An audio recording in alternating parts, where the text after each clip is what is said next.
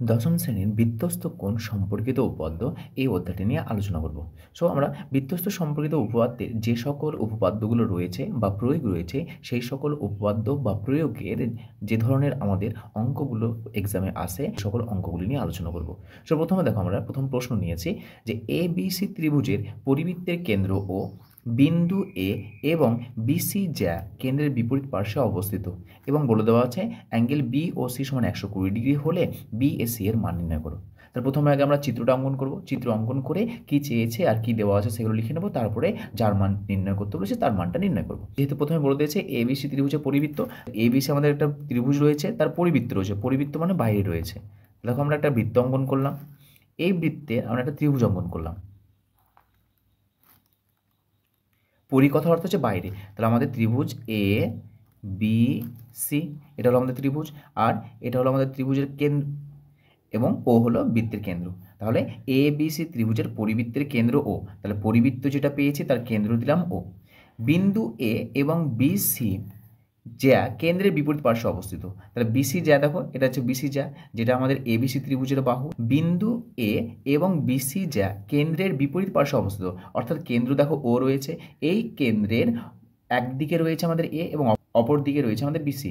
এই বিসি হলো আমাদের এই ত্রিভুজের একটা বাহু, কিন্তু এই বিসি আবার দেখো ও কেন্দ্রীয় বৃত্তের একটা যা, সেটাই বলে দেওয়া আছে বিন্দু এ এবং বিসি যা কেন্দ্রের বিপরীত পার্শ্বে অবস্থিত। তাহলে চিত্র আমাদের ঠিকঠাকভাবে অঙ্কন করা হয়েছে।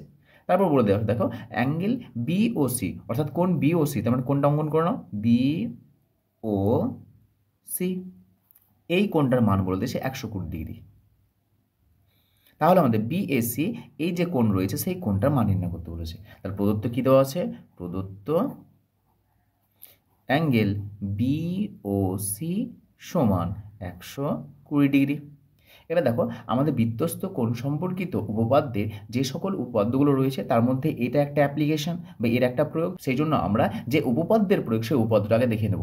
উপপাদ্যের যে বিবৃতি রয়েছে সেই বিবৃতিটা অবশ্যই আমাদের প্রয়োজন, না হলে কিন্তু আমরা এই ধরনের প্রবলেমগুলো সমাধান করতে পারবো না। তাহলে এসো প্রথমত আমরা বৃত্তস্থ কোণ সম্পর্কিত উপপাদ্যের যে উপপাদ্যের প্রয়োগ সেটা আমরা দেখি। বৃত্তস্থ কোণ সম্পর্কিত উপপাদ্য, প্রথম উপপাদ্য কি বলছে দেখো, যে কোনো বৃত্তের একটি বৃত্তচাপের দ্বারা গঠিত সম্মুখ কেন্দ্রস্থ কোণ ও এই চাপের দ্বারা গঠিত যে কোনো বৃত্তস্থ কোণের দ্বিগুণ।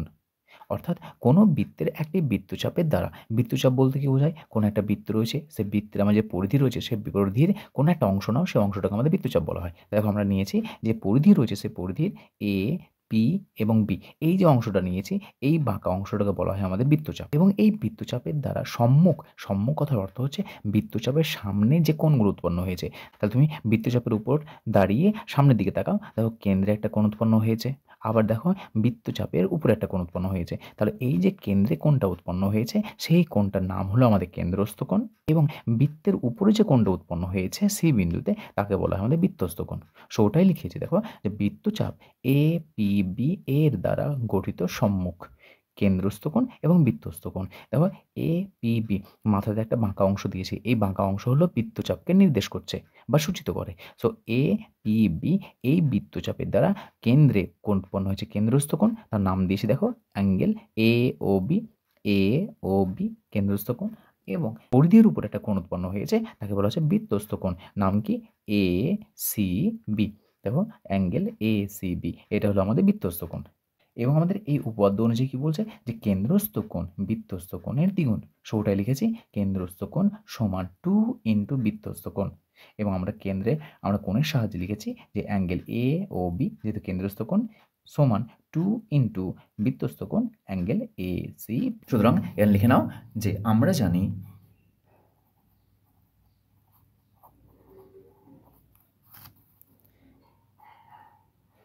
যে কোনো বৃত্তচাপ দ্বারা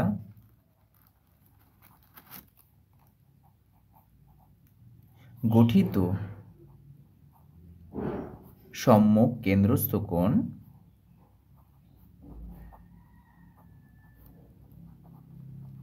বৃত্তস্থ কোণের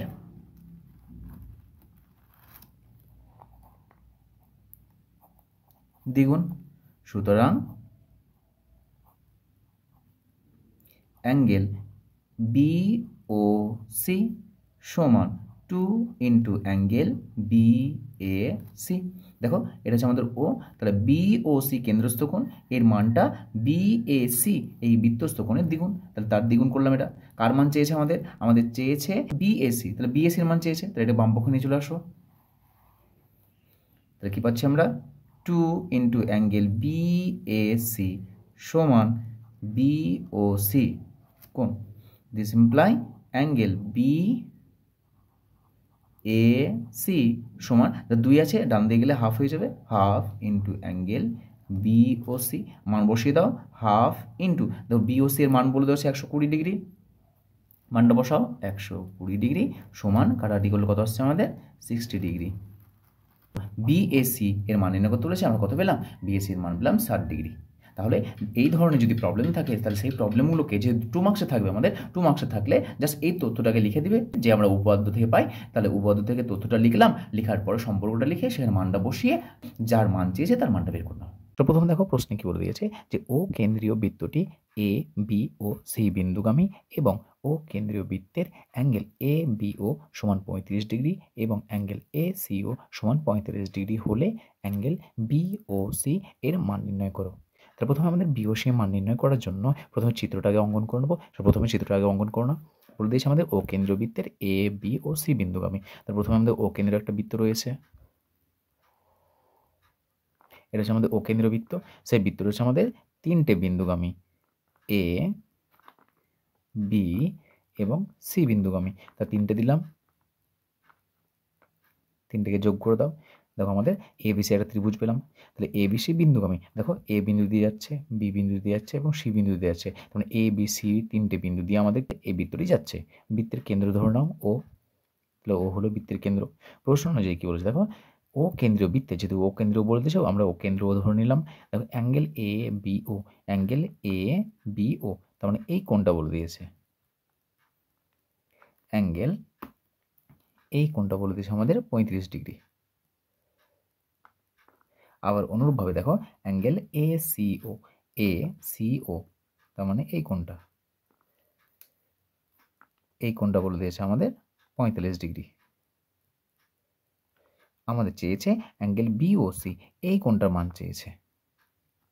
যেহেতু দেখতে পাচ্ছি এটা আমরা যে বিওসি এটা একটা কেন্দ্রস্থ কোণ এবং এই কেন্দ্রস্থ কোণ আর এটা রয়েছে আমাদের বি এই বিন্দুতে বি এ সি এটা রয়েছে আমাদের বৃত্তস্থ কোণ। তাহলে আমরা জানি যে বৃত্তস্থ কোণ এবং কেন্দ্রস্থ কোণের মধ্যে একটা সম্পর্ক রয়েছে, সেই সম্পর্কের সাহায্যে আমরা অ্যাঙ্গেল বা কোণ এ বি ও সি এর মান নির্ণয় করব। প্রথমে লিখে নাও, আমরা জানি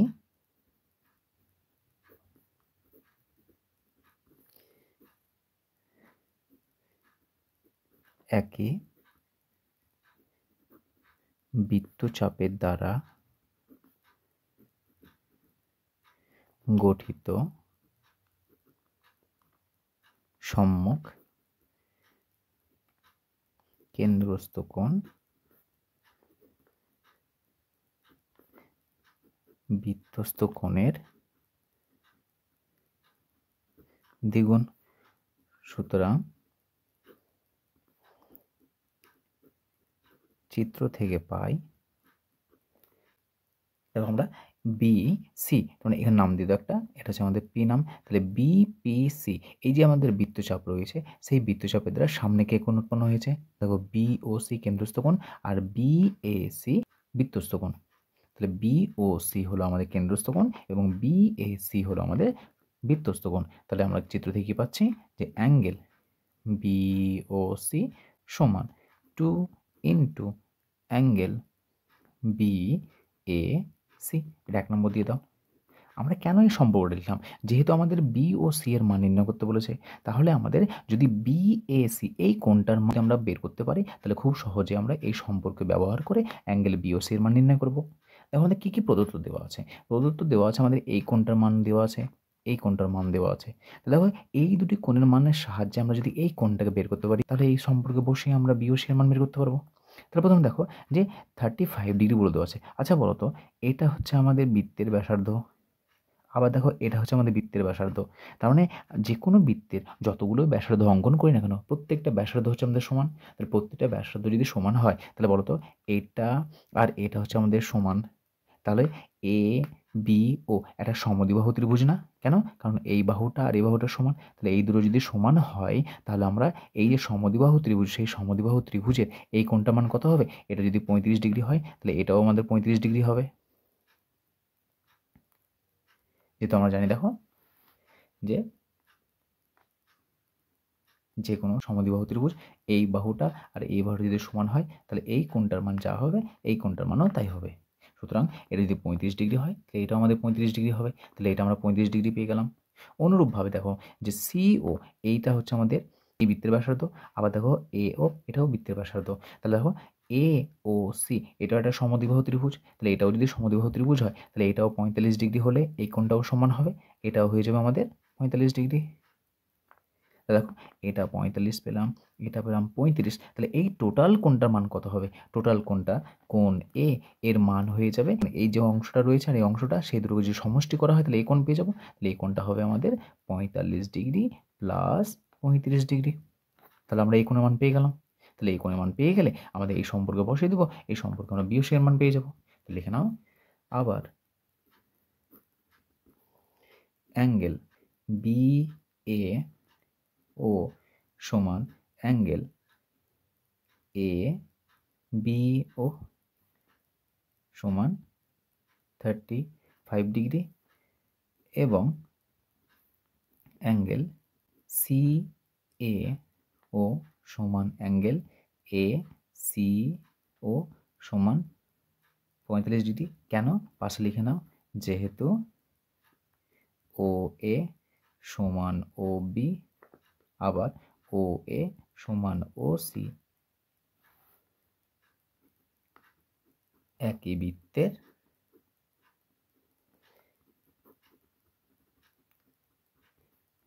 ব্যাসার্ধ। তাহলে একই বৃত্তের ব্যাসার্ধের কারণেই 35 ডিগ্রি এবং 35 ডিগ্রি লিখতে পারলাম। তাহলে লিখে নাও, তো এফ অ্যাঙ্গেল বি এ সি সমান angle B A O plus angle C A O, মানটা বসিয়ে দাও 35 ডিগ্রি, এটা হলো আমাদের 45 ডিগ্রি সমান 80 ডিগ্রি। তাহলে দেখো 80 ডিগ্রি মান পেয়ে গেলাম। তাহলে আমরা বিএসি এই কোণটার মান 80 ডিগ্রি পেলাম। তাহলে দেখো 1 নম্বর সমীকরণে দেখো বি ও সি এর মান কত হবে? বিএসি এর দ্বিগুণ। সুতরাং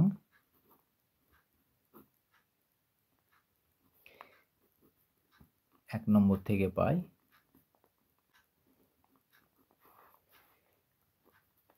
অ্যাঙ্গেল বিওসি সমান 2 ইন্টু 80 ডিগ্রি সমান 160 ডিগ্রি।